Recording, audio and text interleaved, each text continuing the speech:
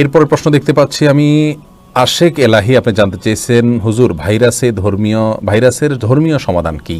বা আশেক এলাহি, ধর্মীয় সমাধান হলো ভাইরাস থেকে মুক্তির জন্য বা যে কোনো বিপদ থেকে মুক্তির জন্য 1 নম্বর কাজ হলো আল্লাহর দিকে ধাবিত হতে হবে, আল্লাহর দিকে রুজু করতে হবে, আল্লাহর কাছে ইস্তেগফার করতে হবে, ক্ষমা প্রার্থনা করতে হবে, মাপ চাইতে হবে, হিসাব মিলাতে হবে।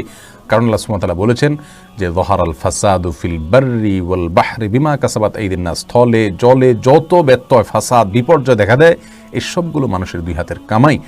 যার কারণে মানুষের উচিত এই ভাইরাস যখন অ্যাটাক করে, গোটা বিশ্বব্যাপী বিশেষ করে এখন অ্যাটাক করেছে এবং বৈশ্বিক মহামারীর রূপ ধারণ করেছে, এ পর্যায়ে গোটা বিশ্বের মানুষ আমরা অশ্লীলতা, জেনা, ব্যভিচার, জুলুম, আল্লাহ থেকে দূরে সরে যাওয়া, আল্লাহকে অস্বীকার করা, আল্লাহর অবাধ্যতা, এগুলোর ক্ষেত্রে আমরা অনেক দূর অগ্রসর হয়ে গেছি। যেটা ধর্মীয় সমাধান হলো সবাই ইস্তেগফার করা। আল্লাহ সুবহানাহু ওয়া তাআলা বলেছেন, ওমা কানাল্লাহু লিয়ুআযযিবাহুম ওয়া আনতা ফীহিম ওমা কানাল্লাহু মুআযযিবাহুম ওয়া হুম ইস্তাগফিরুন।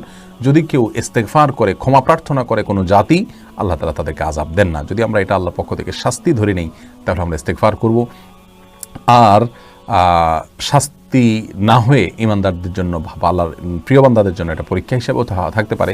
সেক্ষেত্রে আল্লাহ সুবহানাহু ওয়া তাআলার সিদ্ধান্ত এবং ফয়সালাকে আমরা মেনে নিব এবং আল্লাহ সুবহানাহু ওয়া তাআলার দিকে রুজু থাকব এবং দোয়া করতে থাকব। বিশেষ করে এই ভাইরাসে থেকে আত্মরক্ষার জন্য আমরা 5টা পরামর্শ দিয়েছি, যেগুলো আমাদের এই পেজে একটা ভিডিওর মধ্যে রয়েছে এবং এটা আমাদের চ্যানেলেও এই ভিডিও রয়েছে। করোনা ভাইরাস থেকে বাঁচার জন্য 5টি করণীয়, আপনি আমাদের এই পেজে খুঁজলেই সেই ভিডিওটা পাবেন, ভিডিওটা আপনি দেখে নিতে পারেন।